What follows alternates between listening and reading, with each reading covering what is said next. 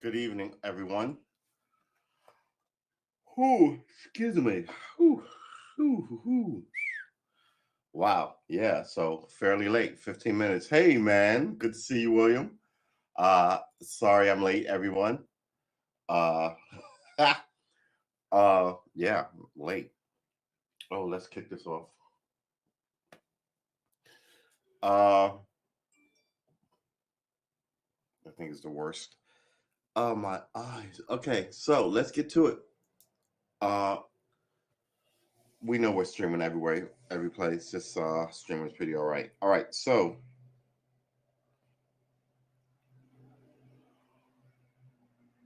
excuse me. Oh my goodness, excuse me. What the problem here is, as you all know, if you hear regularly, the light uh, will make my eyes all misty and everything. Do we need another light here? When is sunset? Sunset will be at 7:02 p.m. today. No, we are fastly. We are quickly losing summer. Fastly is a word too, but fastly.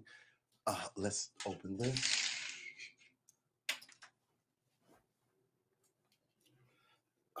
Good gravy. All right, you did not hear come here to hear me say good gravy for like an hour and a half. Oh, I actually didn't get to peruse much of the news other than this morning, and I didn't see anything. We spoke about this girl who's missing, Gabby Gifford, and we asked some questions like, "Well, you know what? If your lady walks away from you, you can't just throw her in the trunk and bring her back, right?" But having said that, we've seen too many of these cases to know that suspect number one is always the boyfriend, the husband, whoever the significant other was. And now you can't find him. He went missing in an alligator reserve or some nonsense.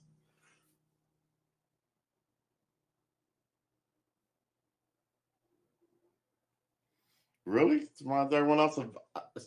Uh reminds everyone else of Captain America.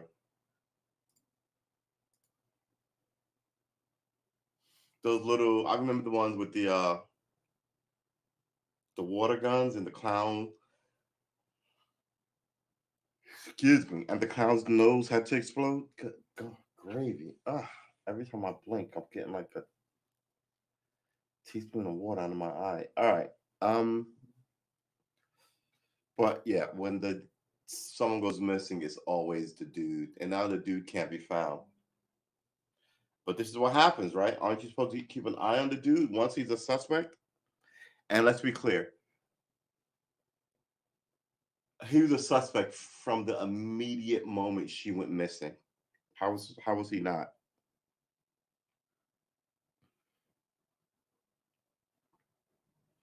Body found in Wyoming identified as missing woman. Yeah, see, it's just better to leave. It really is. Just better to get out of there and find another person. 7 billion people, 7.5 billion people on the planet. Half of them are the the gender that you're looking for. So you don't need to stalk any women. You don't need to fucking hate on any women. You don't need to be stalked by any women or hate on. You don't need to write 1,000 love songs for one woman. You know what I mean? Um, I'm talking to you, and vice versa. There's always, you know, somebody else with a story. Of course, right? This is not done up. Let's do this right. All right.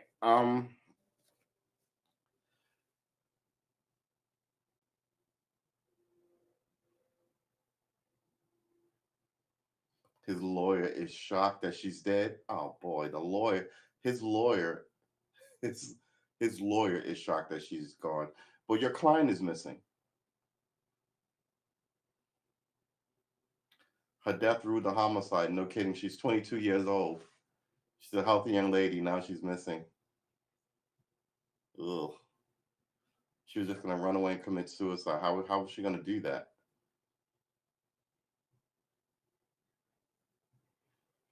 Ugh. I don't really want to talk about that. It's really depressing. It really is depressing. Honestly, oh, I've got it. I'm sorry about that. I uh I think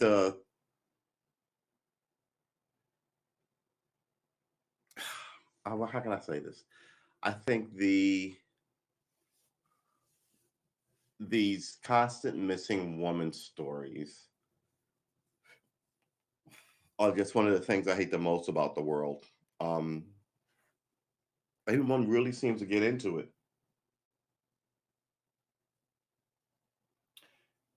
And they might have seen him on a deer camera. So did he just go walking into the wilderness? Which, don't get me wrong, it's a thing people used to do, right? Before civilization, if you got too old for the family or the tribe, you couldn't hunt or you couldn't do this, you couldn't do that. And mind you, people were getting cancer back then, and it would like fester and like hurt, and people just want relief from it, and didn't want to be a burden to anybody. They would wander off into the hinterlands, right, into the woods, and just sort of die of exposure, or you know. But he walked into an alligator area.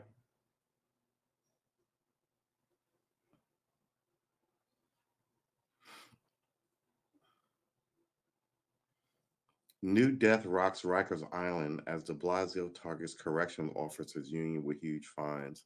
Why don't you target the police union? Because the police union is stronger. So you're going to let them do whatever the hell they want while trying to look tough with a smaller union.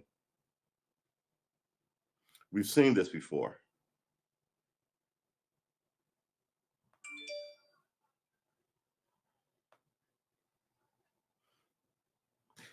I remember Bloomberg almost destroyed what union was that?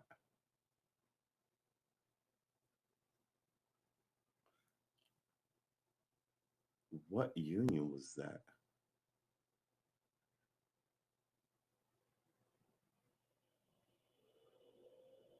Huh. What union was that?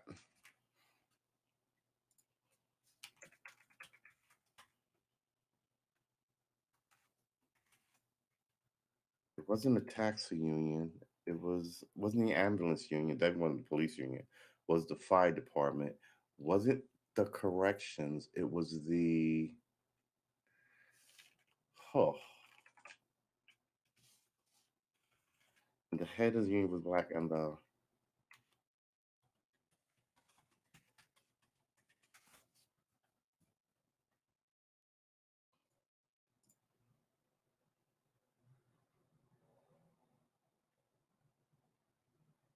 it wasn't the stop and frisk people.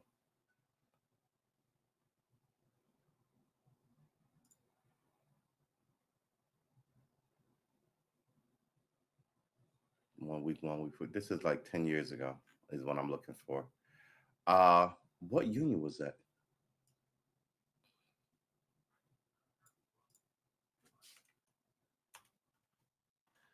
I guess I'm not gonna be able to get this.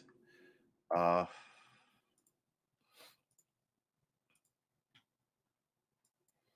yeah. Where did he go? He walked. He walked. What's his name? Brian Laundry. Brian Laundry. And so here's the thing: Brian Laundrie could face. Everybody could face the death penalty. This is lazy story writing. It's not actually factual. You're just going to start writing a story because everybody loves a missing woman story, and you're going to write dumb shit like he could. Yeah, he also could be found innocent. What does this could be? You don't know anything about what happened here, though. The sister of Brian Laundrie, a person of interest in the case. Really, what did she do? She shared postcards for the stuff that she received and shit.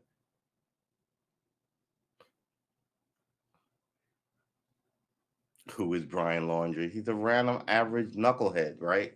Random dude. You make it sound like not this is the point where you want to sell women fear of their boyfriend. So you're gonna look up everybody he's ever dated and ask them the kind of person he was, and you're gonna find out that what everybody's gonna be telling you got this dark and sinister history? Do you think that, or do you think he's just gonna be some random schmuck like the rest of us random schmucks? You know what I mean? Uh, could be either one, right? Could have been in and out of jail. Gabby not found in the Brian Laundrie car after this, right? Note found on Brian Laundrie's car after disappearance.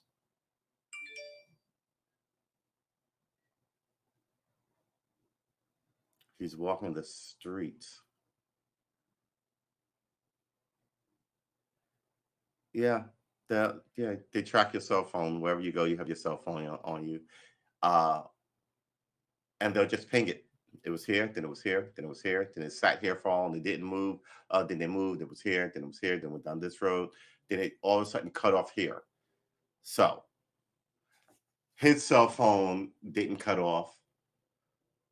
Means her cell phone is broken someplace, but once their cell phone both cut off, and then his comes back on way over here, you know something happened. All these weird things about the modern technology that people don't ever take into account. That's what I'm always saying. You're always being watched, whether it's your cell phone freaking tracking you or following you, or the government listening to it. If you're one of the people who is important enough to be listened to by the have the government like listen to you, I guess.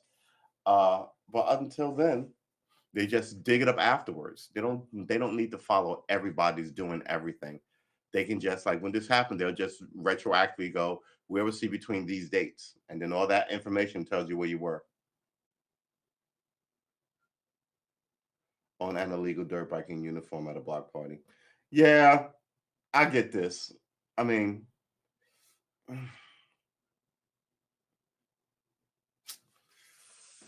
here's the thing. You want good relationships with the community, right? You want cops playing basketball with the kids and shooting hoops. Um, you want to see them smiling and taking photos with it. Every now and then you want to see a cop run through the sprinklers, right? This to me is in that vein. Um,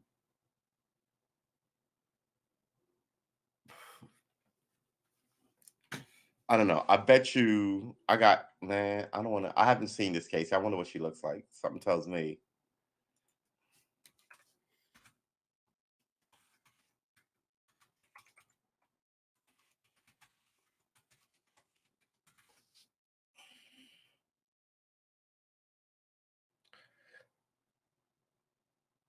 Back of a dirt bike. Why is it illegal? Police officer hits helmet, lets dirt bike ride despite NYPD clamp down.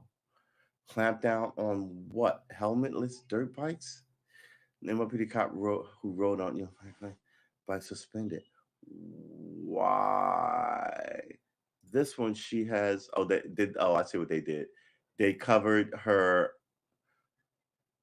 They covered her badge and her command bars on her collar. Why did they do that? They never do that. Why did they do that?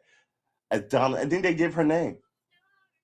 Was on duty when she rode the bike during a party. Yeah, not she didn't go away for 10 minutes away. She rode around in a circle with the dude on a bike. Neighbors, look at all the people smiling. Neighborhoods loved it. You know who hated the fucking cops? Yeah, all you people fucking suck. You really do. You shouldn't be in charge of shit. of all the people who are getting fucking their heads caved in and completely and utterly disrespected, I can't even close this stupid thing, and completely utterly disrespected, this is what you're gonna harp on. Okay, let's run through it. A uniform NYPD officer was caught like she was doing it. Like, I mean, the term was caught implies wrongdoing, right? It should be uniform NYPD officer was seen riding on the back of a was caught on camera, was seen on camera cruising.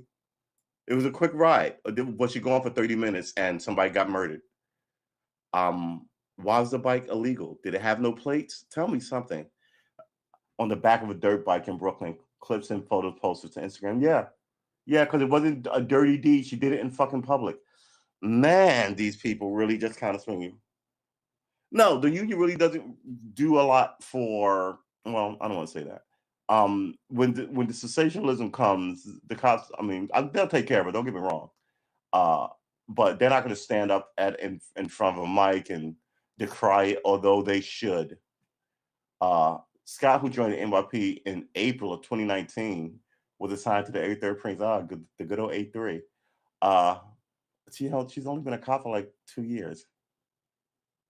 Here's the problem with this: you can be fired for the first 2 years for anything, anything, anything. It can be your fault. It cannot be your fault. Someone can just go, yeah, we don't want you on the force anymore, and then you can be gone. April. So okay, she just got off probation this April. So she's been off probation for about 2 months. So yeah, it doesn't make any sense. Her ride came during a citywide crackdown on illegal dirt bikes and ATVs after complaints of loud revving, reckless riders, and clashes. And the NYPD Chief Department Rodney Harris offered up to $100 to any New Yorkers who tips off police to turn in an illegal motorbike. Yeah, the NYPD is off you $100 to rat somebody out over a motorcycle. Yeah, I mean, it's just some things in are about my community that New York City hates, and this is one of those things. Um, the Instagram user who initially posted a picture of Scott defended the officer in the post Sunday, describing the party as a legal event. Yeah, usually cops and bikers don't mix, but yeah, that's not true. Cops and bikers don't mix. What are you talking about? There's a ton of biker cops. The NYP has a motorcycle club. This isn't about cops and bikers. But she usually cops and bikers don't mix. But she actually took the time to get to know us and get a better understanding of the culture. Smile on her face as all the Instagram posts read. Yeah, yeah, I don't have a problem with this. This was a huge first step to bridging the gap between us. To the officer who took her time out to understand that. Thank you on behalf of the entire bike life community. I wouldn't sell it as bike life. I would just sell it as a neighborhood block party. It wasn't unless it was a biker event, right? His phrasing of this is up his own ass. If he really wanted to help her out, he would have phrased this better. But no one's got a fucking brain in their head anymore. On duty, NYP cop was caught on camera riding on the back of a dirt bike during a Brooklyn block party, despite a citywide crackdown on the illegal event. The clip shows officers in full uniform riding on the back of a bike down Banker Street in Greenpoint. At the end of the clip, the operator pops a wheelie. Yeah, idiot pops a wheelie with someone on the back is a moron. Uniform NYP cop on. I want to start by saying I have nothing but respect for the NYP officers who took the time to break the ice by showing us love for all the bikers at a legal event. All roads were blocked off. We had the proper permits to ride. So yeah, here you go. Here's your thing. If his bike wasn't illegal, what is your problem? And this is my question: is the bike illegal? I'm asking that now, right? Is the bike illegal? I want usually cops and bikers don't mix, but she actually took time to set the we read that in the chapter. This was a huge first step for bridging the gap between officers and bike life. We read that. Secondly, I would like the city of New York to know that I am a professional and my bike is legal for stunt events. Okay, so if his bike is legal, furthermore, let's put our minds together and come up with a plan to create a space or track for New York City bike community. That's yeah, I mean, when you say bike community, you mean bicycle riders. You don't mean motorcycle. So we should be very clear about the term bike when we use this, right? Nobody's making a motorcycle area for New York City dirt bikers. The place is not full of space. Famously, too many people live there. Having said that, that's it. John Tracy, born and bred in Brooklyn, Crime Report. Tom Tracy has been covering the NYPD for more than a decade. He joined the Daily News in January 2013, which is 8 years ago. John Anise has covered crime and breaking news for the New York Daily News since 2015. Okay. Before that, he reported on crime courts in Staten Island, opioid epidemic for the Staten Island Advance.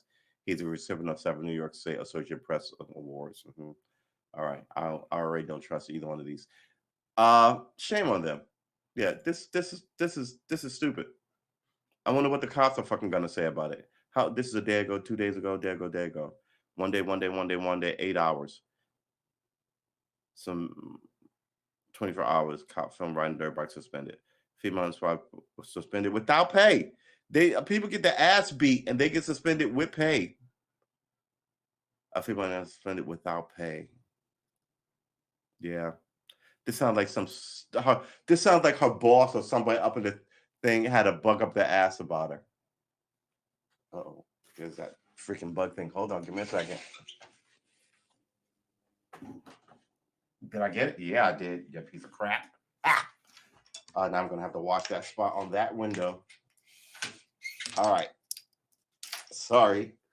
Let's put that in the trash. 9 out of 10 months without pay. Without pay though. That's the capper. Like other cops do way more sinister shit.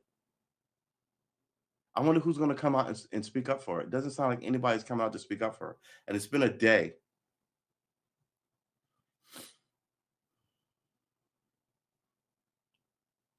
Yeah, that's not, this seems like fuckery.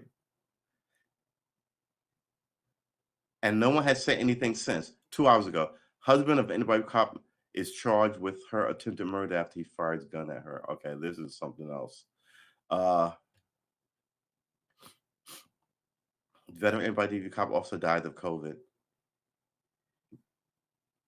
1 month ago.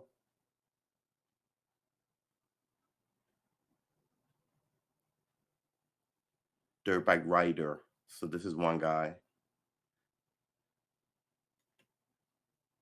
You know, June 27, 2021. NYPD cop fired for alleged shocking professional and sexual misconduct with teen. Yeah, you gotta watch him. Everybody.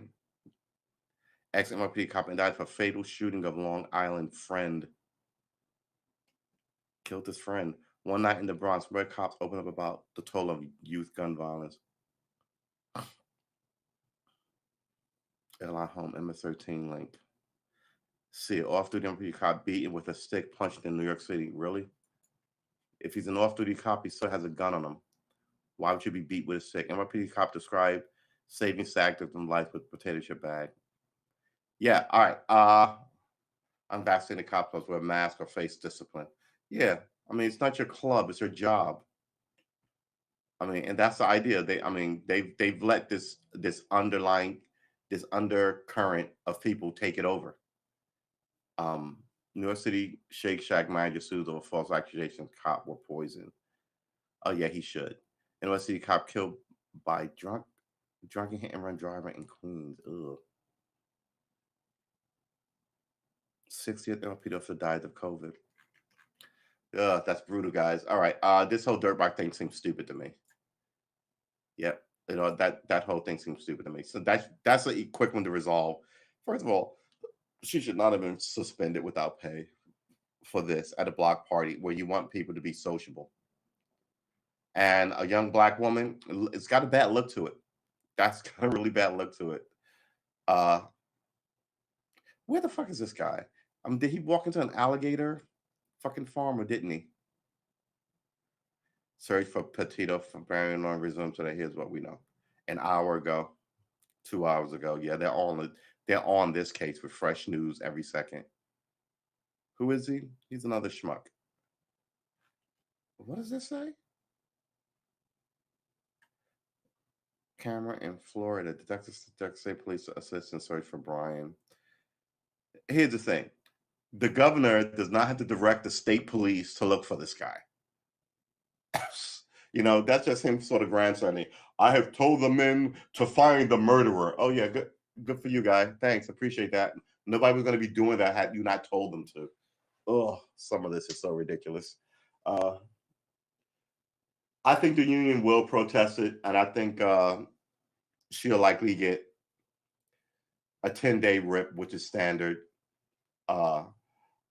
Which is 10 days no pay. 10 days no pay seems like a lot. But she might get like a 10-day suspension on her permanent record. And they'll probably cut her no pay shit back to like, you know, whatever she lost already. Because this is a bad look. This is a really bad look. There's a woman policing like organization, the NYPD. They don't get a lot of strift. There's I forgot what the name is. There's a one for black cops called the Vulcans, I want to say. They don't really get the union is a union.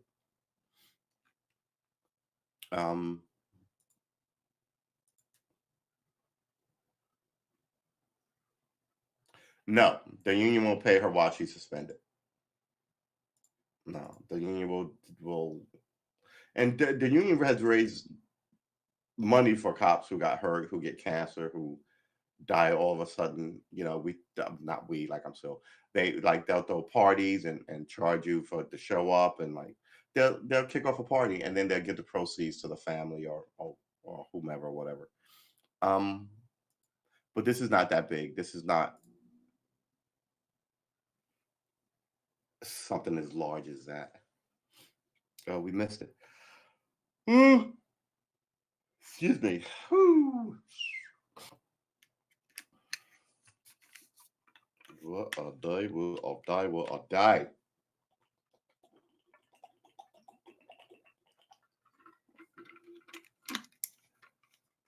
Ugh.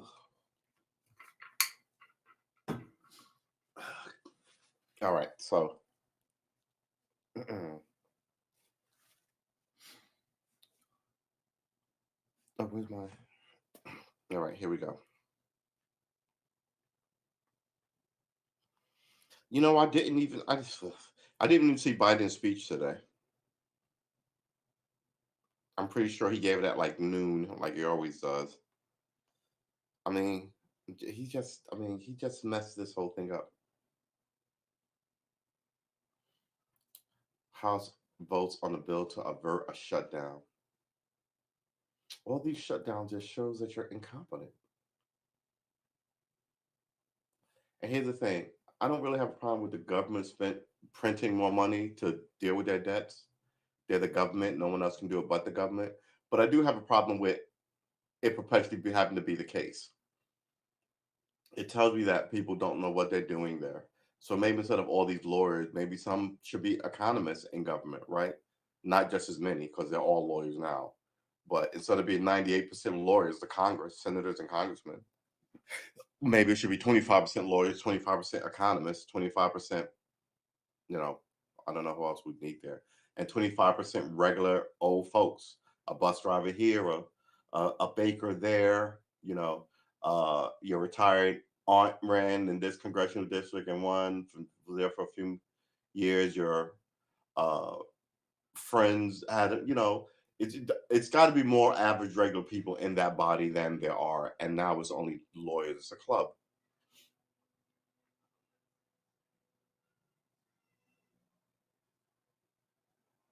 U.S. officials fear Al Qaeda threat after fall of Kabul. What is the Al Qaeda threat? I know they're talking about Al Qaeda now all of a sudden, but that's to keep you good and scared because nobody wants to go, you're fucked up leaving Afghanistan. We haven't heard from Al Qaeda in like 10 years. We really haven't. We heard of these lone wolf wannabes trying to be like Al Qaeda, right? They get picked up, they may shoot up the joint. Some does, some people do. Actually, they're not even Al Qaeda when they go and stab up 100 bunch of people in Israel, right? They're just they want to associate themselves with. But this is sound like it was Al Qaeda when it was 20 years ago, when they were, you know, heavily active before we dropped a ton of bombs on all of the motherfuckers.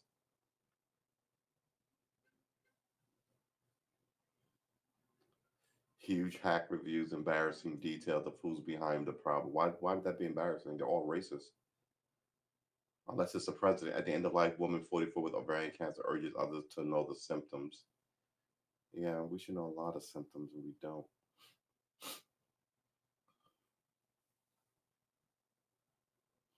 Park ranger urged Gabby Petito to distance herself from quote unquote toxic relationship. First of all, this is one of those stories I'm talking about. How does this, first of all, if this is a true statement, how does this ranger know fuck about their relationship? And that's the problem, right? I knew. What do you know about it? So you're a park ranger. You're not a relationship expert. And this is always how, the ball gets rolling with I knew it. They just start writing wild shit that you don't take a moment, like not you, but most people don't take a moment to go, why, especially the stranger too. It's not your relationship, mind your business kind of thing. But you can see weird shit, but you're not going to tell people to leave their spouse. You're going to go, do you want me to get you some help? I could call health services for you, or put you up in a hotel and get, what are those people? Salvation Army to put you up for the night if you want to. Maybe they can fly you back to Florida if you and your boyfriend, you can work it out later. Oh, okay. No, you're fine. All right, that's fine. Versus, man, I'm looking at you. I've known y'all for 2 minutes. He told me, girl, you need to cut that zero and move on and find a new. And I know you this because I'm a park ranger.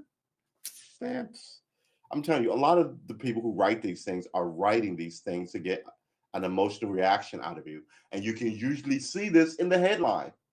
That this headline is stupid. Okay, I got to hear what his lawyer said. I do have to hear what his lawyer. Oh, the lawyer is not going to tell me. And this is written by 5 people: Ewan Quayle, Lauren Garia, Tori Bernhardt, and 4 people, and Daniel Villarreal.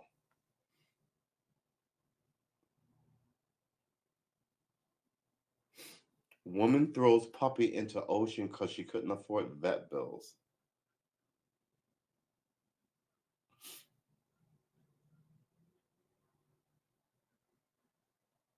Oh, really? Okay, we're going to get back to that puppy story. Family, we could put this up. Because this is one of those stories where you just kind of like elite bullshitism.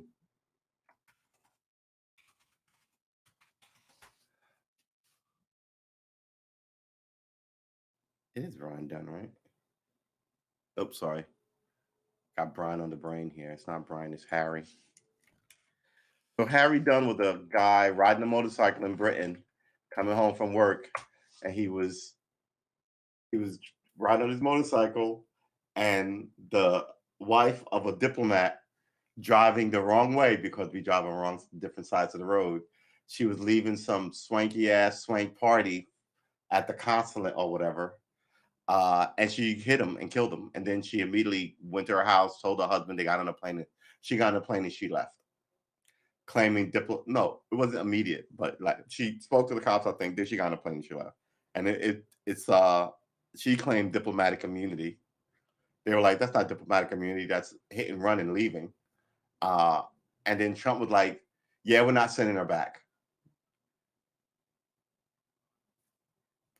You know, it is what it is. How much heat can the British government give you about it?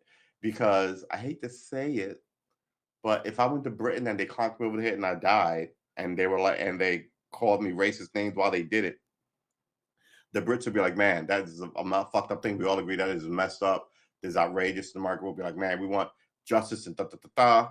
But they're not going to stop trades on it. They're not going to, you know what I'm saying? I mean, trillions of dollars and millions of other people. I mean, you wanna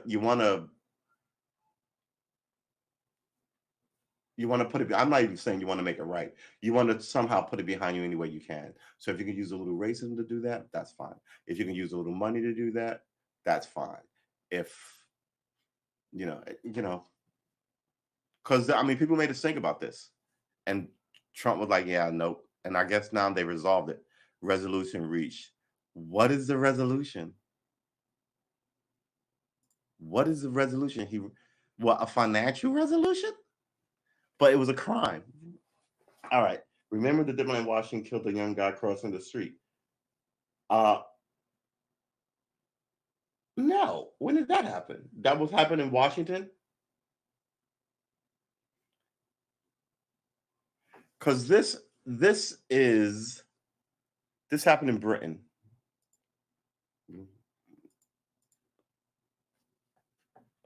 Oh, we got to put up the.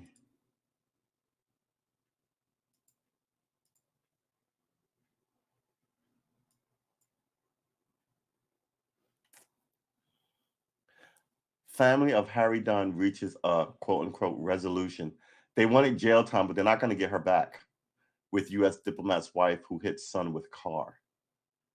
The family of a British teenager, Harry Dunn, he was a teenager, killed in a crash 2 years ago, had reached a resolution in a civil lawsuit against woman who's charged in the death of in thought of his death. The spokesperson for the Dunn family said Tuesday. I mean, she just got up and left the fucking scene like it's all right. That's the ill shit. Yeah, as she's on the way out, she's like, "I'm really sorry for your loss. Sorry, bye." you know, what am I regular? I'm not regular. I'm a rich lady. My husband's a diplomat. I'm just gonna leave.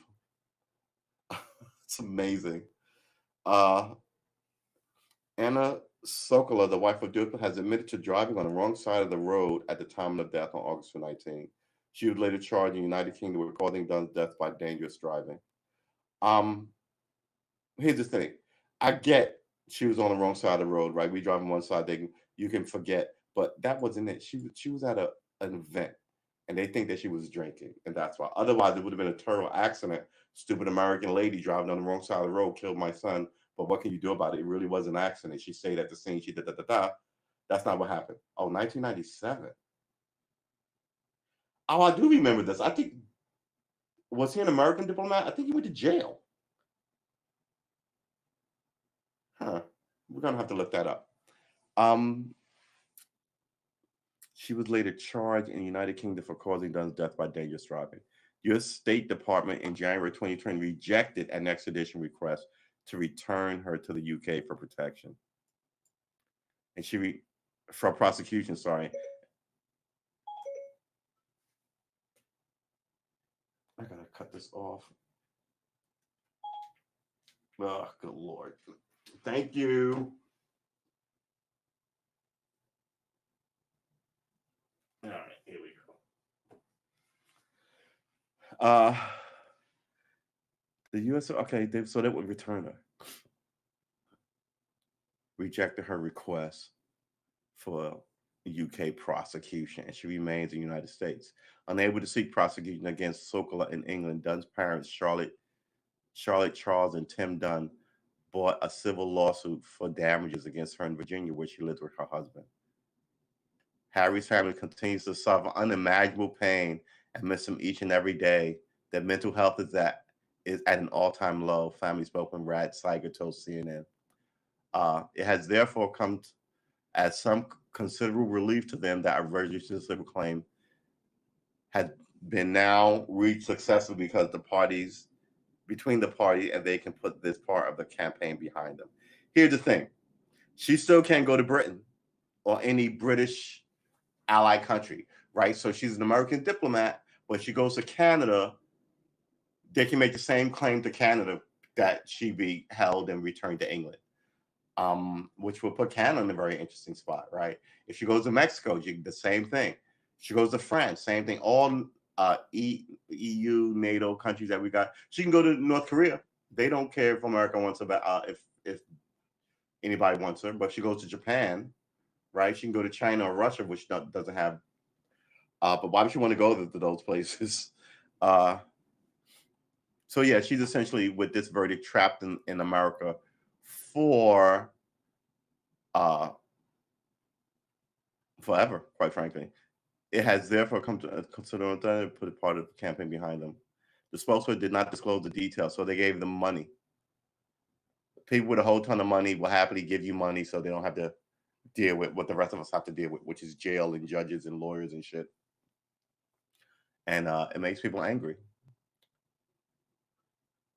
Seeger said the Dunn family had courage and determination to face a mounting legal battle, but he warned that their struggle is not over. This is a pivot point in the campaign, a real milestone, he said in a written statement, but there is much work left to be done. Sounds like a lawyer. All right. What more work is there to be done? More billable hours to do what? Get her out of the country? You're not getting her out of the country. What work is there to be done? Done before justice for Harry can be said to be done, and we leave an important legacy behind for him. What happened to his family will never happen to another British family again at the hands of the U.S. government, and that all stakeholders can learn lesson from this most tragic death and a terrible low in the history of the relations between the U.S. and the U.K. Dunn 19 was struck. This is all political, like we won kind of stuff, which is fine. But this sentence, I think, is more for the British community, the British audience, British ears, than for the Americans. An all-time low because somebody got run over by a bike. Yeah, I don't know about that. I mean, there was that guy who killed that American girl in Britain, right? Dunn 19 was struck and killed when Sakulas drove head on into his motorcycle in August near RAF Crowton, a military base in central England known to be used by the U.S. intelligence agencies. Here's the thing: they don't mention in this article, CNN, that she was drinking. If this was what happened, I would feel bad for you. Right. Yeah. Right. Okay. This guy, right? He had a history of being a shitty diplomat, and then his government withdrew his diplomatic immunity, and he was prosecuted here.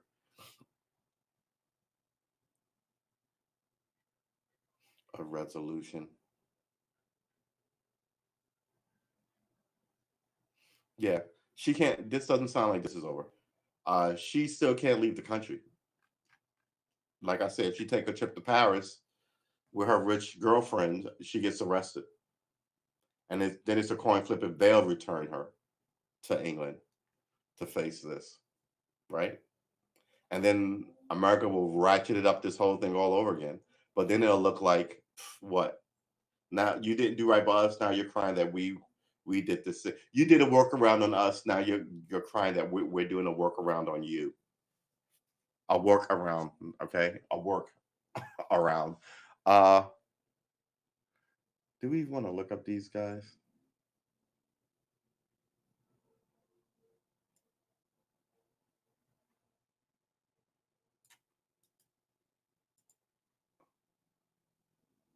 $1997.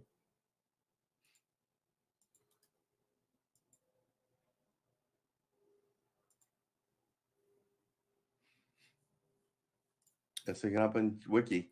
Giorgio Maharaja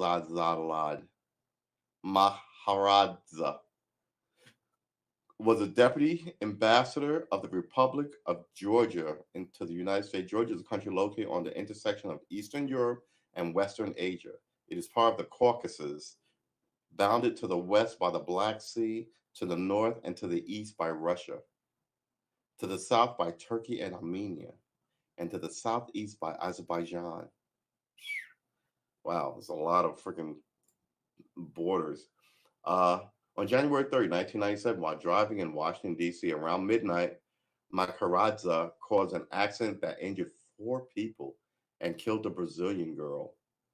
Jovian Waltrick, who was 16 years old, Makaradza started his career as a low-ranking member of the Soviet military ministry. Yeah, this was a sort of a fucking big thing, I guess, because it's the Soviets gave it up. Initially starting as a clerk in the Soviet embassy in Bulgaria in 1982. He was later posted to the Soviet consulate in Calcutta in India. In 1986, he applied for higher education, also received approval to study English and Persian. In 1987, he was posted as an assistant charge d'affaires of the Soviet consulate in Iraq. I guess that's the head diplomat. In 1990, he was involved in an international incident when he defected from the USSR to the west by crossing the border of Iraq and Kuwait during the Iraqi invasion of Kuwait.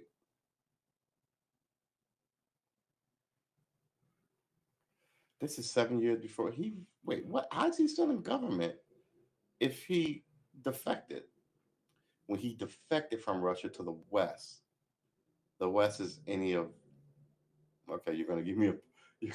Yeah, it says west, and a compass comes up because nobody knows where west is. All right, by crossing the border of Iraq and Kuwait during that Iraqi invasion of Kuwait in late 1990, the then Soviet government demanded his extradition from the U.S.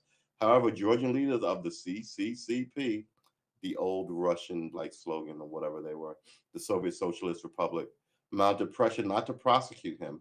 In 1991, he returned to Georgia and started as a joint secretary of the Georgian Foreign Ministry. So they returned him and he went right back into government? What? Why? Hold on. Was he a spy?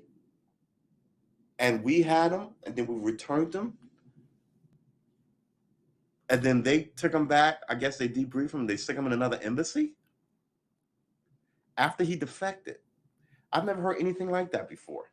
Georgian leader mounted pressure not to prosecute him.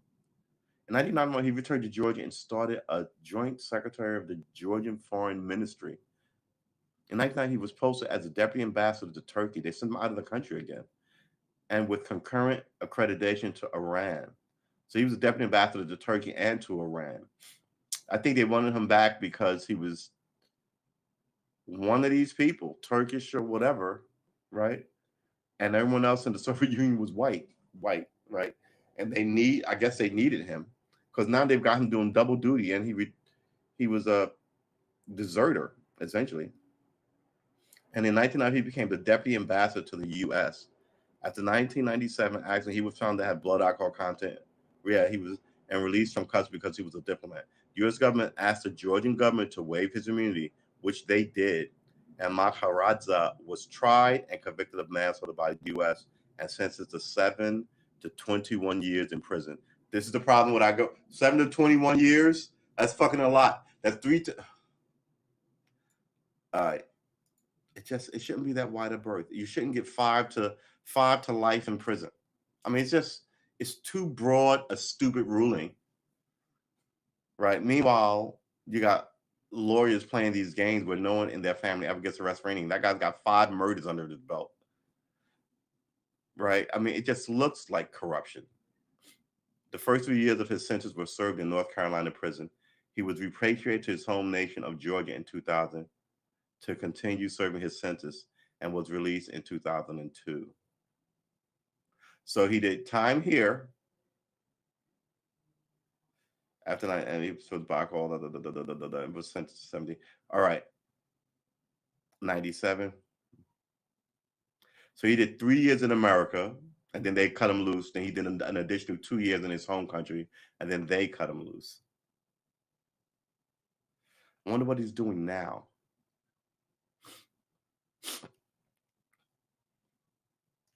Ex-diplomat gets 7 years. So he did a total of 5. Georgia diplomat freed years early.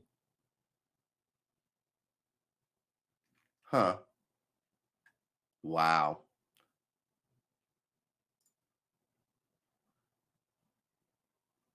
He doesn't look Turkish. He sort of does look sort of.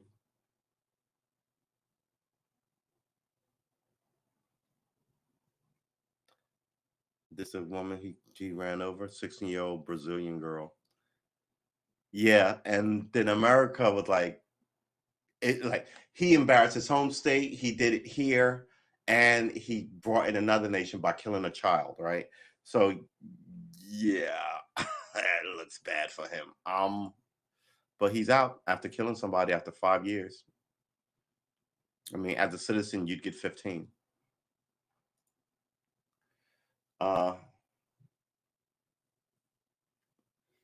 Yeah, crazy. All right, so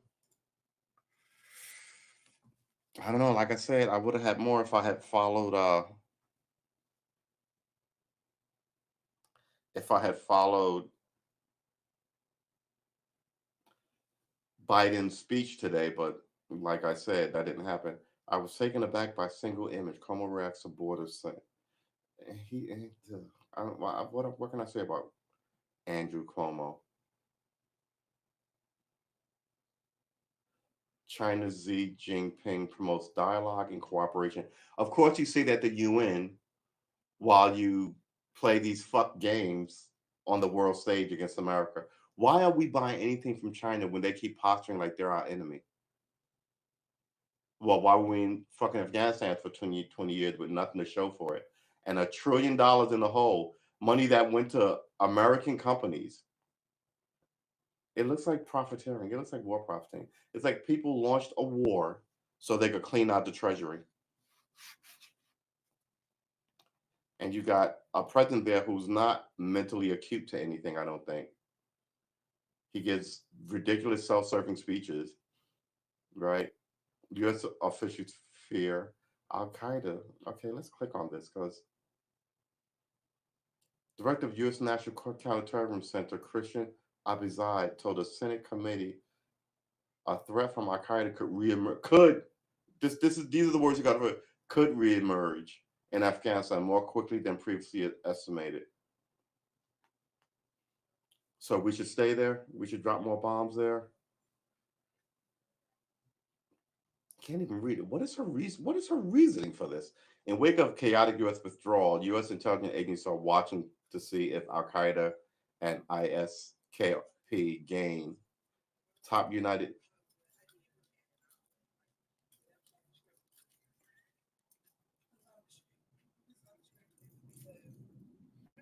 Got neighbors coming in.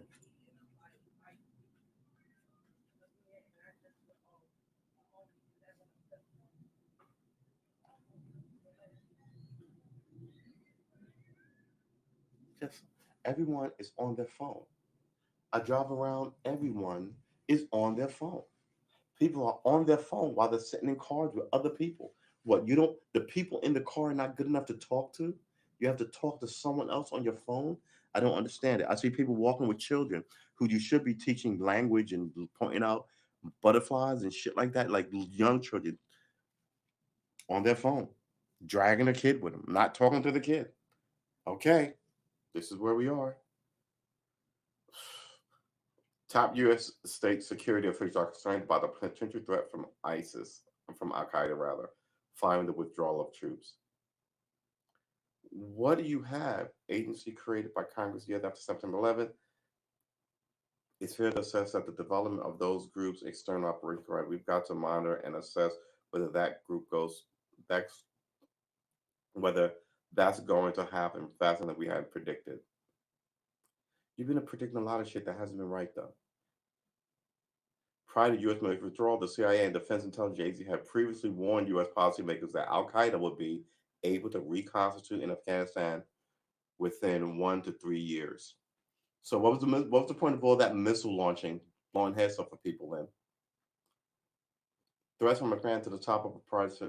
So now we just hunt them down forever? I mean, the end of the war is the end of the war, right? Oh, no. I wish they did this to fucking the Klan, right? I mean, then we wouldn't have any of these issues now if you were so doggedly determined to chase a problem. I think this is about money. I think these giant uh, agencies need to justify themselves. So all this could talk is like part of this is part of this is the January 6th protest they had a couple of days ago, right? If you believe the feds, Armageddon was coming. Everybody should stay inside, and we should deploy troops on the street. And then like there were more camera people from the media there than there were protesters. But the day before, you were like, "Hey, we've got it on good intel," and now no one goes, "Hey, dude, you were fucking wrong." They just act. They just keep it moving, as we say in the hood. Just keep it moving. Among the FBI's concerns, Ray said, was the Taliban's appointment of leaders affiliated with the Haqqani network to government positions. Yeah, I maintain that you should still kill them. Yeah, you stuck your head out. I still got drones. Yeah, I will use all of them. And I already shot into the street, killed a guy and 10 members of his family in a city parking lot, right? I got no problem dusting you and your official car off. And I base this on wanting to kill all of you since 9/11. And it'll make the $1 trillion hit I took a little more sweet. Right now, I don't feel so bad about it because now you're out in the open, and I know where all of you are. But see, there's a federal thing where like the president of this country won't target the president of that country. That's why. That's one thing they all agree on. That's the thing that serves all of them. Oh well, good. Whew, I, as the Queen of England, won't be attacked by another government, right? Or I, as the President of America, won't be attacked by another government, right? Or I'm the Prime Minister of Russia, I won't be attacked by another government, right? Unless they're insurgent people in my own group, like the January 6th thing, or some of these protesting people who are being carted away in Russia, right? Um, yeah, but America, low key, has assassinated people, Americans, not Americans, other countries' leaders before, but they're always low level countries, right? They're like any of the southern border countries here in the West, like Honduras, Nicaragua. I remember hearing nothing but stories about Honduras, Nicaragua, uh, when I was growing up, because we were always down there and they were killing nuns, right? I mean,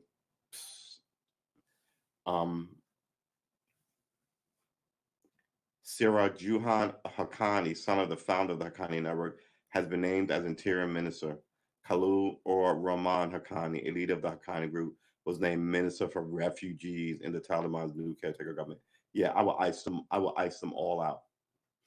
Sirajan Haqqani is on the FBI's most wanted list in connection to a 2008 bombing of a hotel in Kabul. The U.S. has offered $10 million for information leading to his capture and arrest. Can this government do anything anymore? The way we left Afghanistan in a chaotic rush way has created an enhanced threat, said Senator Rob Portman. Oh, really? So leaving? No, there's look, man.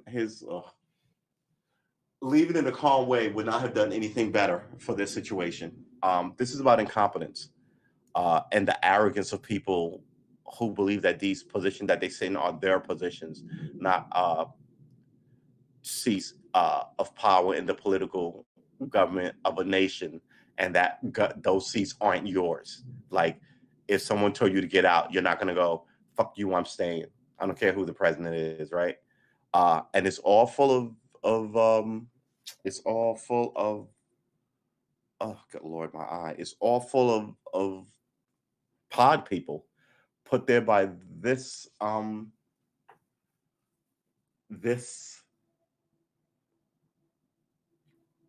to say section, this faction, not faction, good Lord, this political party, right? They're pod people, right?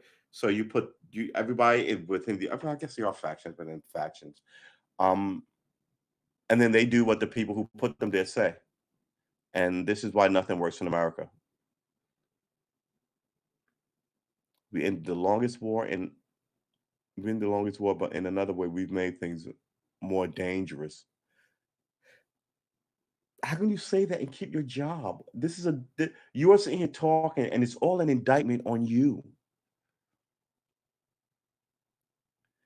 Taliban fighters facing little resistance swept through the country in August. The Taliban formed a new government after the Western-backed government in Kabul collapsed when former President Ashraf Ghani fled. The U.S. was forced to hurriedly close its embassy and mount an emergency evacuation of tens of thousands of U.S. citizens and Afghan civilians who feared Taliban retribution. As I watched the effort to try to get 125,000 people out of Afghanistan, 125,000 people, I was reminded of what happened in Vietnam. Yeah, we all were. Said Tom Carper, former Democrat, referring to the fall of Saigon in 1975 when U.S. forces withdrew after a failed war. I said to myself, this may not end well, and it didn't. Oh, really? Did you say that from your couch? These people are infuriating. This is all. Oh, good Lord, I'm out of frame. Sorry. This is this is all the fault of the people in Washington who are now crying about how the situation is worse. But it's worse for what? Why is it worse? Who's the problem? Is it the president's fault who put you there? You're not going to say that. You're going to condemn the generals for not winning. No, you're not going to say that. You just want this perpetual energy of, you really need to trust us because we're the ones who are going to save you. But you fucked it up, and you've been fucking it up for 20 years. And you're not even honestly telling us how bad people, I read that a lot of people knew that this was the case because you had a ton of people being like the last bombing, right? Innocent people. You had a ton of people being drone striked and losing family members. So the average people on the ground was like, yeah, fuck the Americans. And when the Taliban was here, there were a lot more living people. We weren't getting drone striked, right? Family members were alive because they weren't fighting war. So now they should go, fine. The war's over. My family can come home. We'll kill 100,000 of the millions of people here. I likely won't know any of them. So what? Meanwhile, we're over here going, oh, they need us. They want us. They want democracy, and the women want to drive. Yeah, I'm sure a handful of them do. But that's not all of them. And you couldn't even have people tell you well, a good percentage of could have just been like, he's ISIS, he's Al Qaeda, he's there, he lives there, and they didn't help Americans do anything. Yeah, this whole thing, people should be arrested for it. And I'm not even talking about both sides, but I'm talking about our side. the sheer incompetence of it is ginormous.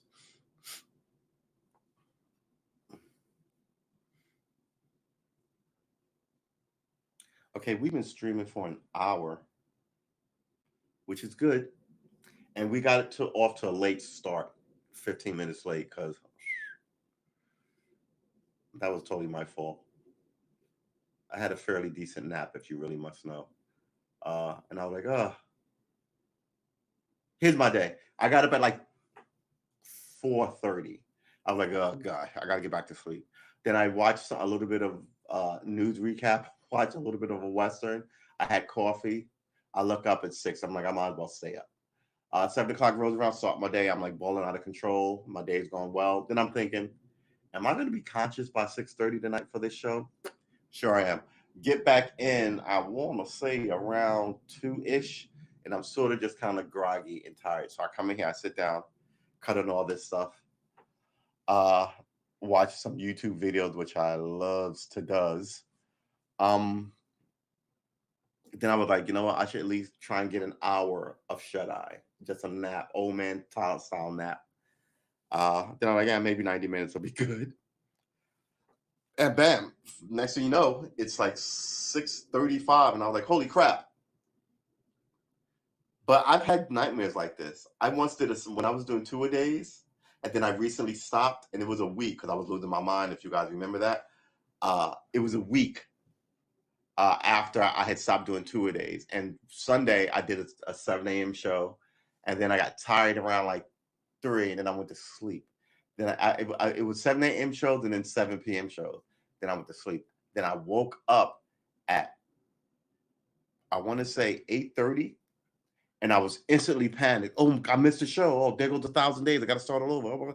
Then I realized, whoa. You shifted the the shows, because these things will get in your brain and make you nuts. I got to, especially if you can, if this is the thing about the human brain, if you can tie yourself to something you want, and whether the nonsense of your own nature going, I'll do it tomorrow, like the hack is being here all day. So yeah, we haven't played guitar in a while, but now I'm like, we got to be here every day. We have to be here every day. Sort of obsessed with trying to make the show better. We got to make the show better. I should dim these things because people are looking at me weird. Oh, come on. That's good enough. All right. Sorry about that. So that kind of thing. Hey, Meek speaks.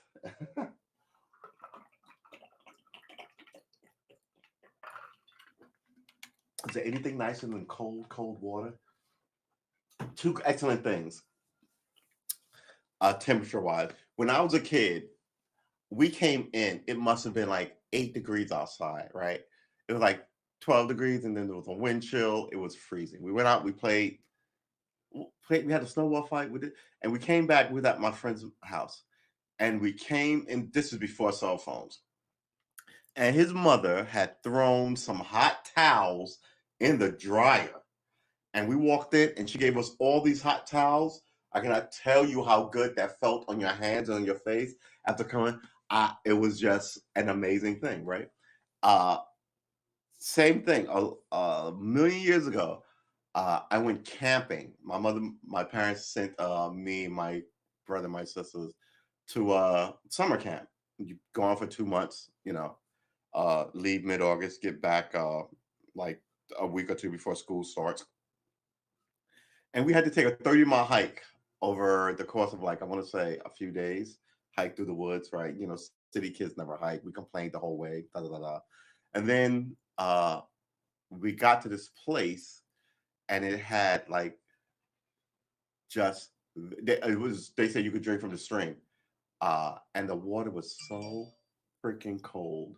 It was so good. Right. And these are those small things, like, I'm a punk kid from Brooklyn, right? And you got me out here in the Delaware Water Gap marching. My parents trying to show me nature, right? I'm like, what is it? But man, saw salamanders and had campfires and cooked over it and put up tents and weathered the rain. And this 30-mile hike was about us camping, leaving the campground, and then camping on, and then hitting some spots and sleeping there, and then the next morning getting up and doing stuff, and then camping to the next. It was a really great thing for a little kid to do. It's nothing I ever would have chosen for myself. This is the magic of parents, right? You may not like it, but some of this shit is for your kids' uh, memories. Can't believe my parents sent me to that stupid thing. I didn't want to do that. Well, shut up, you're going, right? 10, 15 years later, you're gonna be like, I remember my parents, man. This is where I met so and so, right? So you forget how you felt in the moment of not wanting to go. Because I think about it now, and I wanted. It was summer, right? I was gonna spend time running around being a knucklehead with my friends, right? This is before girls, right? This is before let's go get a beer in the 40s, right? So I must have been about 12, 11 or 12, right? This is not like when you're 17 and you want a car and all that. So this was not super young, but this was young. And I was like, why am I going camping? And then marching, I was like, 10 miles is nothing, mind you. But like we the terrain was a little slippery. We had to help some people up rough embankments, carry some people, but there was 30 of us. It was all these kids I never would have met. Look, there needs to be something for children in America to do other than video games, right? When I was growing up, there was music classes, and I mean that didn't go well because people like would destroy instruments and nobody would keep up. But then there was also language classes, and then nobody would study any language. So eventually, they just started taking stuff out of schools while you're still increasing teachers' pay, right? Which encourages what? In unions, really. It doesn't really encourage the children at all. Um, and now all these years later, as a kid, I remember what I needed in high school, and I saw what they took out, and then I relate that to what's going on now, and I go, they've been slowly weakening the education system here for as long as I've been a student. Yeah, you know what? There are camping simulators. I don't have any in my Steam account, but yeah, there are camping simulators where you're just sitting here like, uh, well, because some of them are with zombies and some of them aren't. You know what I mean? Uh, but yeah, there's one, my summer car, where it's a fix a car simulator in a small Nordic town. It's just, I watch people play that game online, and I'm like, I would never play this game. But yeah, you got to know how to put the brackets in, and yeah, it's one of those things that it's not for the average gamer. And now people send their kids to computer camp, I guess. In the old days, computer camp meant send your kids here, get them some sun, we'll teach them how to code, right?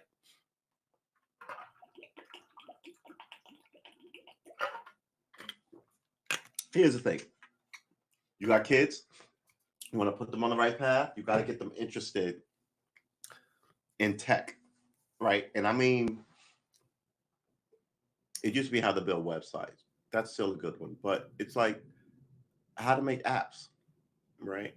I mean, this is what you should be teaching kids in school, but they don't want to. Because that's more competition, right? So now you teach it to a handful of people in quote unquote the best schools.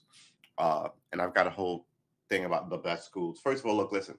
If I have a college and I call it Yale, and I run around the country taking all the kids with A++ grade point averages, and then I can sit up here and go, well, we obviously are the best school because all our people. Yeah, you're fucking cherry picking people. You're not taking somebody who's a dummy like me, who's a D student, and then graduating him with triple A's and going, look, our system works better than we're making people who are not A students, A students.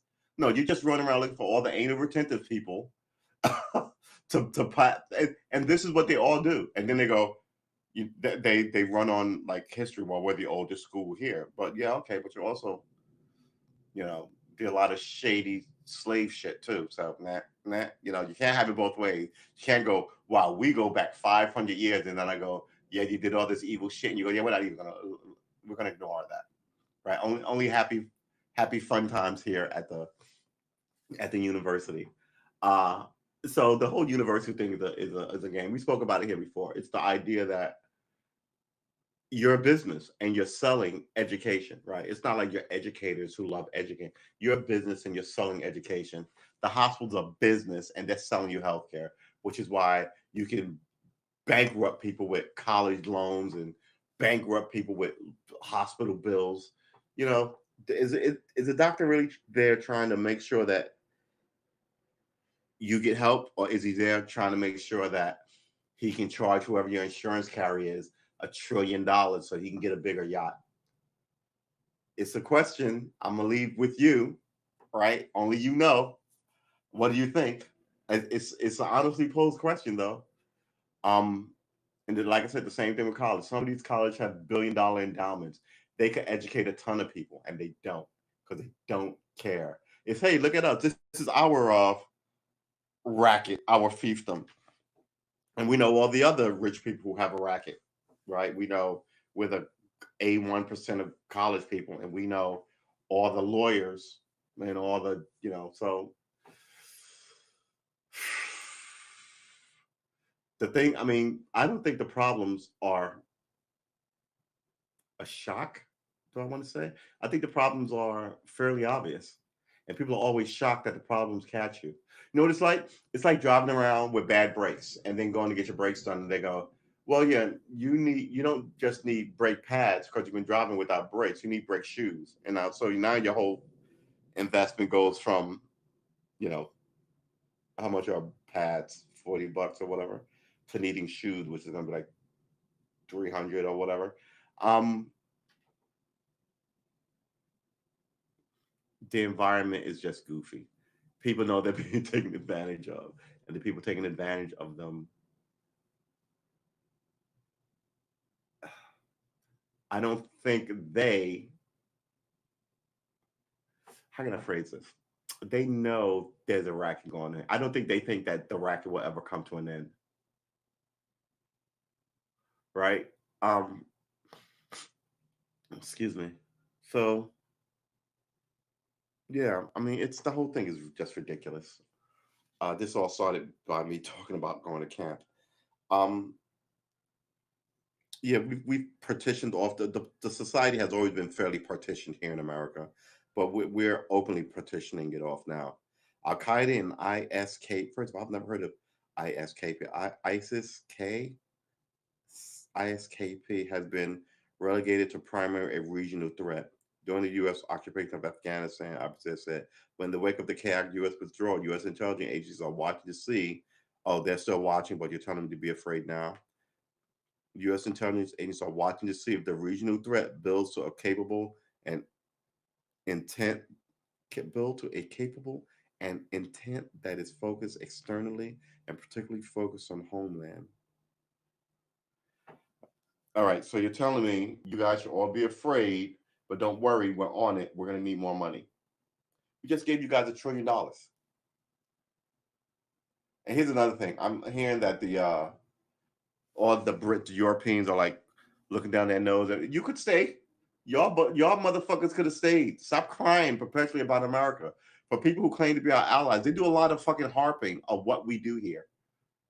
Nobody dragged you along. You came along because you saw glory in it too. And then when I say you, I mean like the politicians there were like, "Ooh, a war. This is great." Right? Wars are the best when they can't get to you and you can shoot them in a barrel. Those are the best wars. Uh, but having said that, they have been attacking France. I mean, we've seen them that Charlie Hebdo thing. They killed all those innocent people in a newspaper, right? So, I mean, you've got just as much losing the about. You could have stayed there while we exited. Uh, Woman shares co-workers scare quote unquote scary remark about Gabby. See, people just want to push this thing.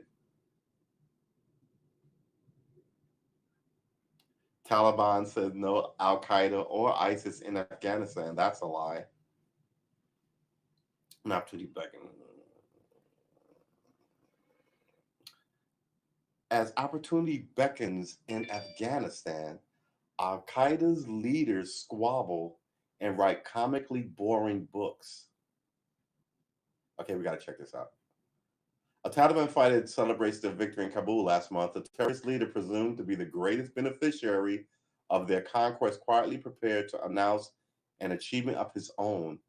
It was not a terrorist operation or a manifesto threatening violence against the West. It was a very long book on political corruption. He wrote a book on political corruption. The guy who bombs people wrote a book on political corruption. Ayman al-Zawahiri, the 70-year-old global leader of Al Qaeda, chose the moment to roll out. Why is he still alive? This is what I mean by the job is not done. Okay, you got Osama. I remember when that happened. I was in Australia when America dropped the bomb on Osama. I got problem with that raid too. Right? Took a super secret helicopter, then it crashes, then you had to blow it up. But they gave the remains of it to the Russians, just supersonic helicopter. It's like that drone that you lost over Iraq that didn't detonate and it just landed someplace and the Iranians took it. And now they have drone technology. It's like, stop acting like people in politics don't fuck up. They fuck up all the time. Stop acting like the military, which should be fucking up less and less, is not fucking up more and more. I don't know. The great nation of America will become like all these other nations, right? They come and go. At once it was Rome. Now Rome is Italy, and you go there for what? For clothing and perfume and fancy eats and fashion, right? That's where they are. It was once Britain. Now Britain is what? I don't even know what Britain is. I really don't. What are they? They're perpetually still squabbling with Europe. That's a standard thing they do. And all the Europeans after World War II, they did learn one thing. Maybe all this war amongst us isn't really necessary. Maybe we can do something else. I don't know, man. An online excerpt of the release this month referred to the book as Part 1, suggesting Zawahiri has even more to write. He's taken shots at rivals, including an apology of sorts for his long absence, which has speculated that Al Qaeda leader was seriously ill or even dead. Zawahiri thanked his followers for their patience over long periods. It took me to write this book. It took me to write this book.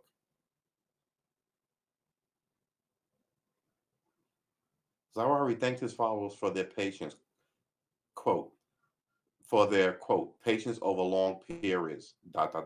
It took, over long periods, it took me to write this book, end quote. Okay. According to the translation provided by the SIT intelligence group, which monitors extremist organizations online chat, why is he still alive is my first question.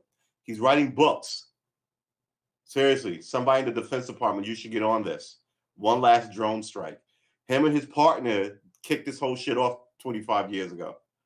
Here, at least, right? Started bombing embassies in Africa. And he's writing books.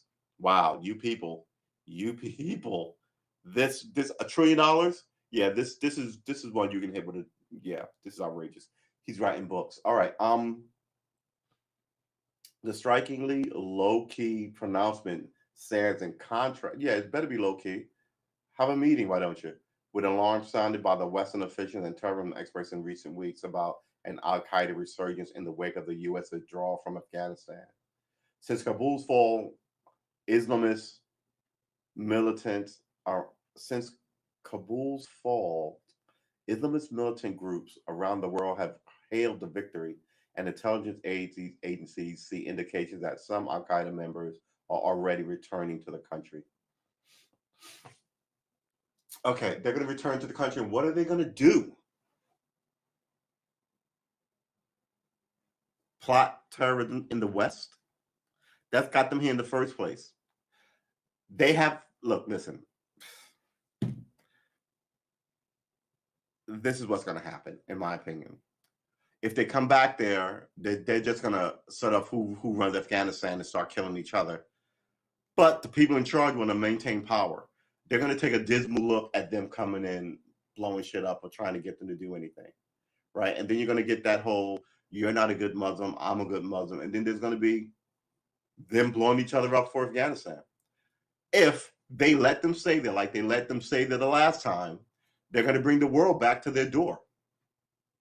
And you can talk all that, hey, we won anyway. Yeah, you won by a game of I wasn't even attrition, right? We just sort of got tired of being there and killing you, right? Is that what it is? It's did you win the fight if you keep punching the guy in the face and the guy just keeps taking your punches? Eventually your hands hurt, your arms hurt, right?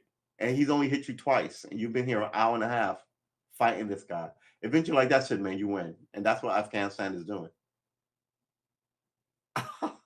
So before you take a victory lap about how you did all this shit, I mean, you got in bed with the communist Chinese and the Russians. So if they come back, they're going to be blowing up the Russians and the communist Chinese.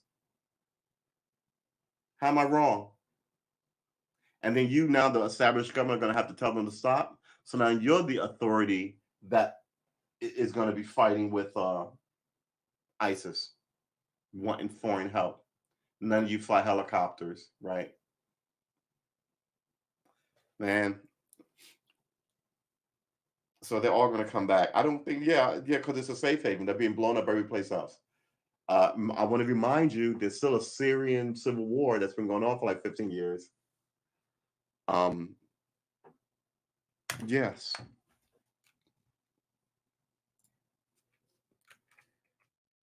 Syrian civil war. And all these guys have American educated wives. His wife is from fucking America. She was born here. The wife dictator. The Syrian civil war is ongoing violent conflict in Syria between pro-democratic insurgents and Syrian President Bashar al-Assad. No, it's between them, Bashar al-Assad, with the help of the Russians and the help of the Iranians. So imagine if George Washington was like, we want freedom, and then the British and 3 other nations just came over here to give us problems. And that's essentially what happened. In March 2011, okay, 10 years, pro-democracy demonstrators erupted in the southern city of Dara, inspired by uprising in neighboring countries against repressive rulers. When the Syrian government used deadly force to crush the dissent, protests demanded the president's resignation erupted nationwide. Yeah, still going on, baby. Ugh.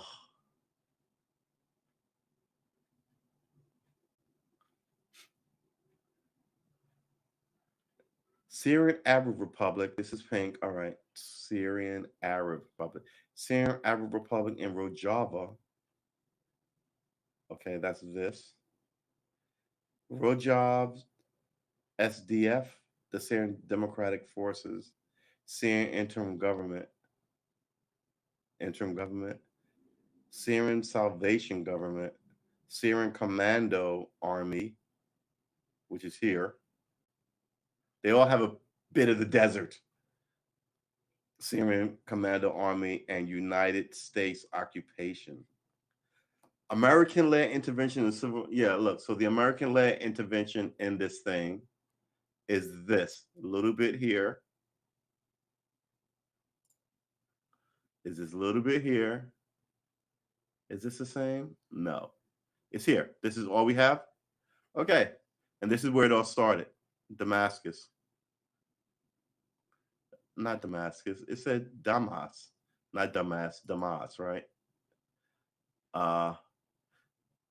Along with Bashar Assad, Democratic Foreign and very Democratic Syrian government, each in varying combination of unrest in Syria, which began on the 15th of March 2011 as part of a wider 20 Arab Spring. They shut that whole thing down, the Arab Spring thing.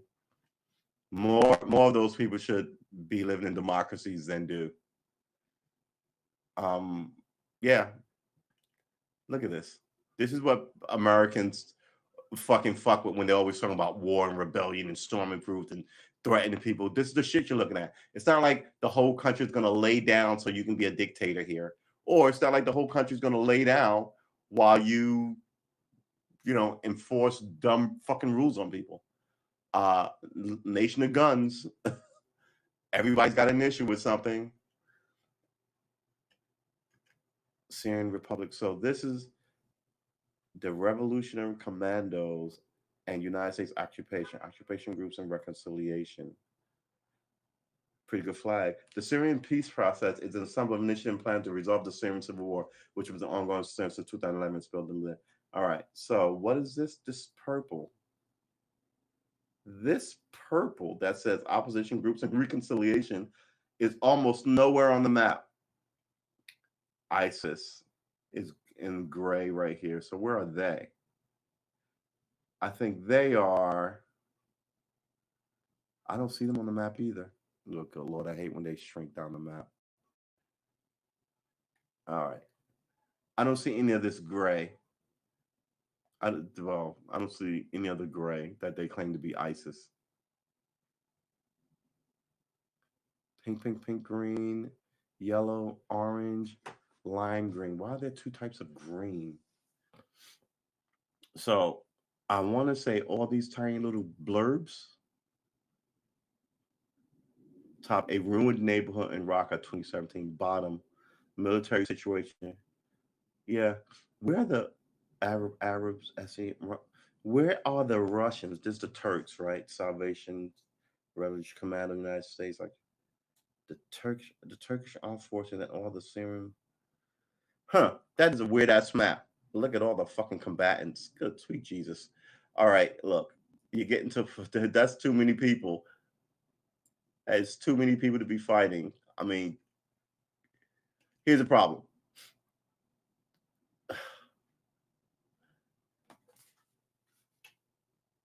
You have to have. You can't have this many people. Oh, I should flip it so you'll see it better. You can't have this many flags in your fight because unless, like in World War II, they were like, all right, you are the joint command of all the Allied forces, right? Because here will be one thing, here will be another thing. This general says this, and he's got a different way of doing it. He's British, and this guy is Italian. This guy's American, and this guy's Russian, and we're all trying to. No, all right, one guy runs it. Here, I mean, it's just everybody's attacking the fuck out of everybody, and then you've got these lone opera like ISIS. Are they military? I don't know about that. Some of these people have killed. Should we even? Stephen J. Townsend killed. Who served as Command United States Africa Command. Why is the Africa Command in Syria?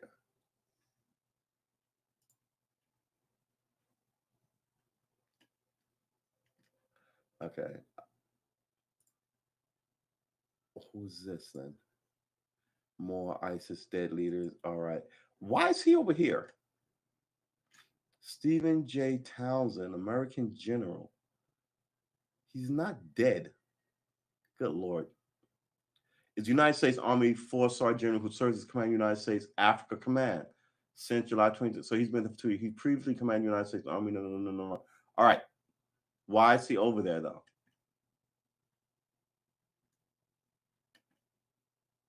This is the only American flag I see. Commanders and leaders. Is a Syrian politician. Says he has served as prime minister, defense minister, of Syrian interim government. So he resigned as prime minister on 10 March when prior to his election as prime minister, he worked as a heart surgeon. Who is he telling to do? What is he telling to? Yeah, look at this. This place is a shit show. Syrian force 142,000. Free Syrian army 20,000. That's not good. You need like 100,000 more guys. Islamic Front 70,000. That's not good. Islamic. All right. I think they're like ISIS. General Security Director 8,000. Russia. Yeah, and then there are Russians. How many Russians are there? We don't know. The United States Armed Forces. The military for the United States of America. The Armed Forces consists of 6 service branches: the Army, the Marine Corps, the Navy, the Air Force, Space Force, and Coast Guard. 159,774 civilian deaths documented by opposition. 100 other foreign soldiers killed. 60 Lebanon, 17 Turkey, 16 Iraq. 17 priests, 2016. And what is this? I guess they left. Turkey left. Estimated 6.7 internally displaced, 6.6 million refugees. All because one guy does not want to leave. Oh my gosh. The Ba'ath Party, the last known party. Socioeconomics, drought, human rights, timeline, rise of the Islamist group. And then, like, while you're trying to do this, ISIS shows up. Yeah. Iraq, Turkey, Jordan. The belligerent Syrian faction, the foreign involvement. The major parties supporting the Syrian government are Iran, Russia, and the Lebanese, Hezbollah, Syrian rebels. Yeah, all the bad guys. The fucking Iran and Russia.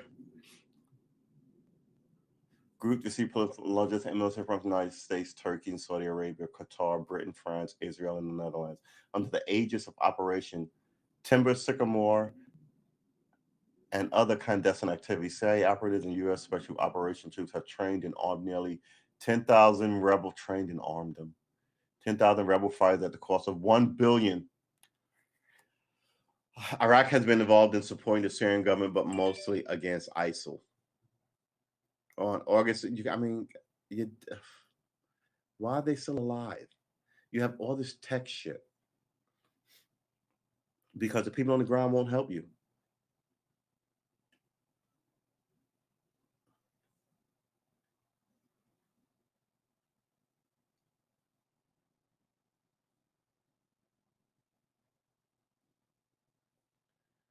Wow, look at the countries that support the Syrian government versus the Syrian rebels. There's your problem. That really is the problem. This right here, this is your problem. Open image in a new tab. So the stripiness, let's make this bigger. The stripiness is Syria. No. The red is Syria. What is this stripiness business? This is Syria. These are all the people who support. So the green supports them, right? This is, I want to say this is Iraq. My memory is bad. This is Egypt. This over here is what? I think this is Iran up here. Man, no, this is Turkey on top, right? What is Turkey on the bottom? Good Lord, I'm a hot mess. Anyway, the yellow and the blue are, look at over here. Good Lord, the yellow and the blue are intermixed here.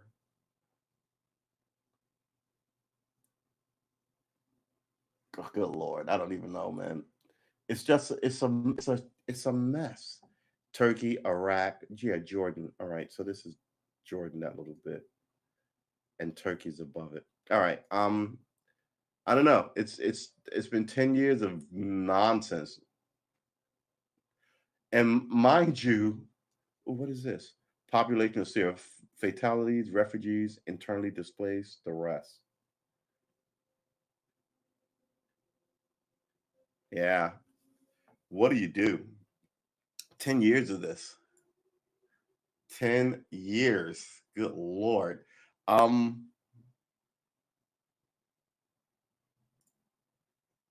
Do we have anything else or do we want to end up? Oh, wow, we're running a little long. All right. We've been streaming for an hour and a half.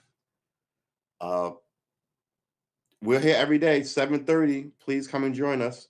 Except for Sundays, we're here 6:30 every day. Please come join us. Except for Sundays, we're here 7:30 a.m. That counts as church, meaning church, I guess. Taliban seeks to attend United Nations General Assembly in New York. Get the fuck out of here. I mean, some of this is just too much to take. It really is. As soon as we left, our enemies showed up there immediately. So China and Russia could not wait to shake their hands. Meanwhile, they've been blowing up people for 20 fucking years. Godless soullessness. And as soon as you put all those people in there, they're going to blow you up too. Maybe they won't send women. Crazy. Crazy what's going on here. I mean, 70 years of this bullshit. It should either be somebody should run the world, quite frankly. Either us or them. But this whole slow drip, drip, drip thing where nothing gets done and people keep saying stupid things and emptying the federal treasury. I mean, we only seem to ever go to war with countries where people don't even have air forces. People are wearing sandals, right? And I don't get it wrong. I'm not over here, singing tunes of war. We should bomb this and that. That's not what I'm saying. I'm just saying we're always involved in something goofy that doesn't make any sense when we could have used that money for healthcare or education. The con is on, Maman. Women share co-worker scary remark about everybody's got a comment. What one witness saw.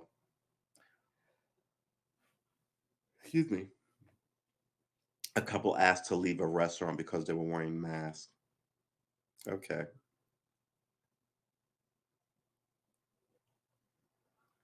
Border agents chasing people on horseback. Man, oh, good Lord. Beto O'Rourke is back. All right, Texas. There's all these people who I just don't understand why Beto O'Rourke is popular. Why? Because he's handsome and young, right? So you stick that on your what do you call them when you get elected? Those banners, right? And he looks good on a banner, I guess. They don't call them banners, but is that it? Because he looks the part?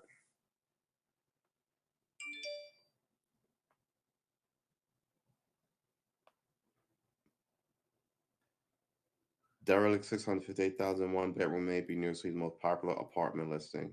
It's a derelict building, and it costs $600. The apartment costs $658,000. Yeah, New York is broken. Yeah. Well, I guess that's it. We'll be back with more news tomorrow. The Crown, Tobias Menzies dedicates Emmy win to Michael K. Why would you dedicate your Emmy win to Michael K. Williams? What do you have in common other than pandering to this guy who killed himself because of drugs? Okay.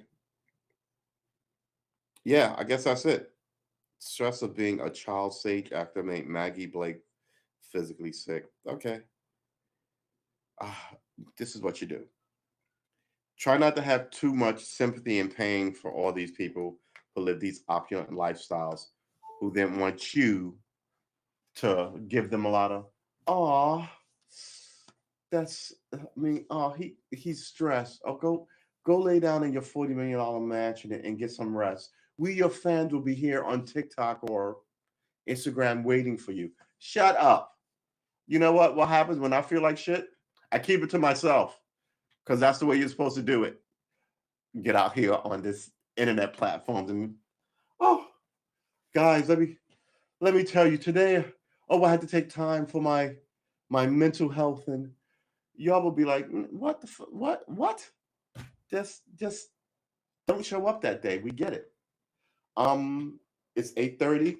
I guess that is the end of this one. I want to thank all of you for coming through. Remember, we're here 6:30 every day, Monday through Saturday. And on Sundays, we're here 7:30 a.m. for the Sunday session. Thanks, man. Have a good night, William. Uh, the news is the news. I guess I'll go. Hey, you want? Hey, I got a couple of things for you guys. There's a couple of good things on Netflix. One is this thing called.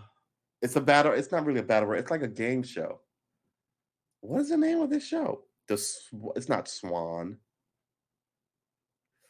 Oh, good Lord, Netflix. Da-da-da-da-da-da. I don't watch any of these things. Awake, haven't seen it. Are these on Netflix? Haven't seen it. Elite, haven't seen it. Lupin, haven't seen it. Sex Life, hasn't seen it. Money Heist, I heard was good, but I haven't seen that either. Britney Spears is fucking crazy. Every time I turn my television on, they're telling me the machinations in the heart and lives of super wealthy people. Oh, really? I guess we can't find it. What is the name of this show? It's from Korea. Netflix's Korea shows. Wow. I can't find any of these. It's not a drama. It's a show about a guy who owes money and he gets to be on this game. It's not a game show because they don't broadcast it. To be on this. How about top shows? To be on a show where they give him as much money as he needs, and it turns out that it's a show where people are killing people. Not people are killing people, but like the people who run the show. If you play red light, green light, and you get caught, you get shot, kind of thing. But if you survive it, you make the money, and it's a really interesting show. Virgin Money Heist nailed it. Shark Dog, what? Turning Point, The Circle, Clickbait, Lucifer. I don't know any of these movies. The Verge.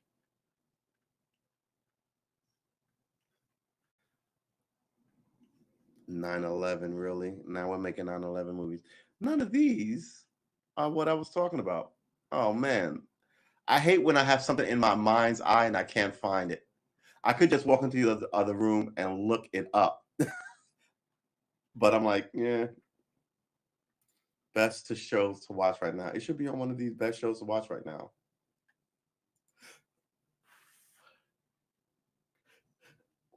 Ugh, that's creepy as fuck. First of all, when was this? There's no date on this. September 1st, 2021. All right.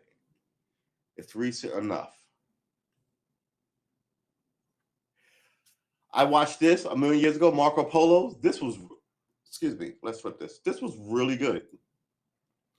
I haven't watched this Lock yet thing.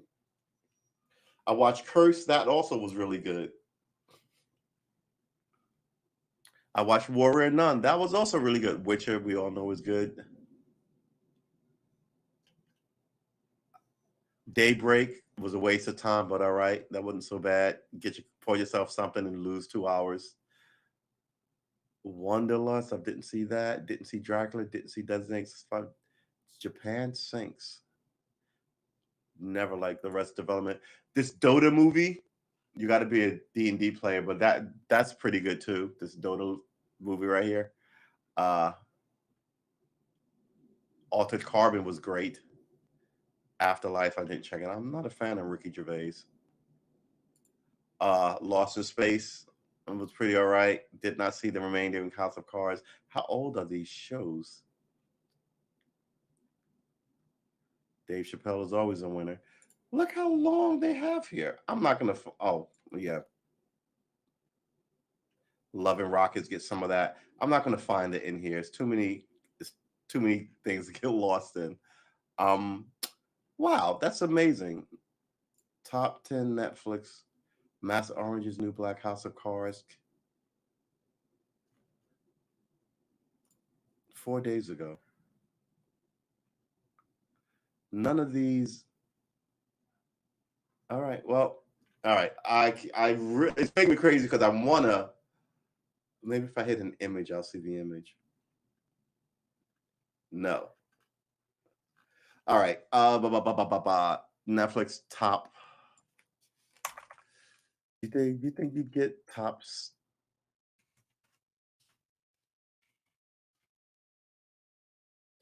for this week? How about that? I want to leave you with what it is because it was a fairly decent show. Friends, really.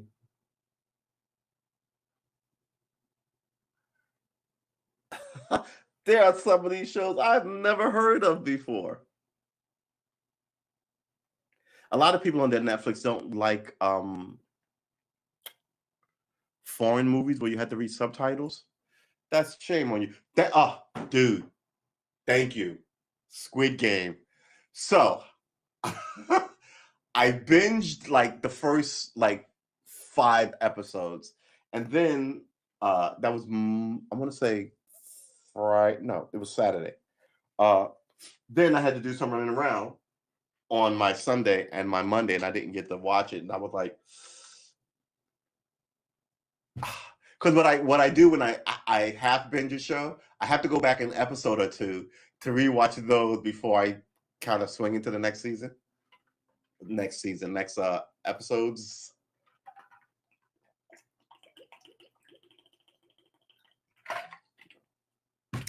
It is hot. It's the weather outside. It's currently partly cloudy and 75 degrees. That's not bad. Why am I hot and sweaty? But yeah, Squid Game, please. It's funny. You know what else is good? There's a show called Postmortem that I binged one whole night, and that's 6 episodes, and it's about this woman who comes back from the dead. It's very much like that Drew Barrymore show on Netflix, but it's way better. Drew Barrymore is hard to take. She really is. She's not a good actress, and she's always smiling like everything's great. She strikes me as a crazy person. Um, and the show wasn't good.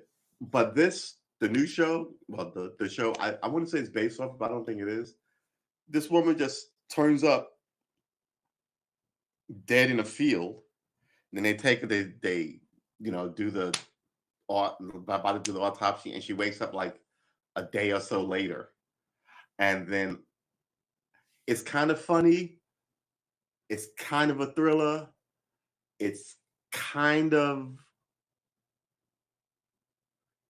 scary. It's got all these kind of modes in it. So it's not it's not to anything. It's not, oh God, a love story, right? It's not that. It's got nice love moments in it. It's not oh my God, it's not horrible scary, but it's got these moments of like tension and scary. But what's going on here in this postmortem is just great. It really is good. I might give you guys a Netflix show every month or so that you should check out, see what you think about it.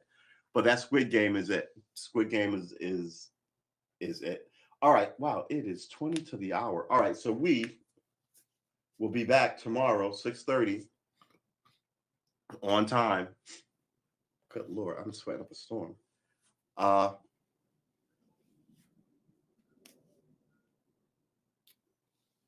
And tomorrow is hump day. And you know what we do on hump day? We think about the weekend. That's what hump day is for. All right, guys. Thanks for coming through, Meek Spees. And thanks for coming through, William. As always, it's always good talking to you. Squid Game, man. Exactly. Squid Game. What was that thing? Swan? I knew it was an animal. Something with an S. But I will catch you guys tomorrow. We've been streaming for an hour and 50 minutes. I guess this is where we leave it. Have a good night, guys. I may not know you personally, but I'm pulling for you because some of us need to freaking pull together and fix it because we just read some places and they do not have their act together. So I can only hope that you have your act together and I'll have my act together and in our small way make the place better. I'll see you guys tomorrow. Have a good evening. Peace out.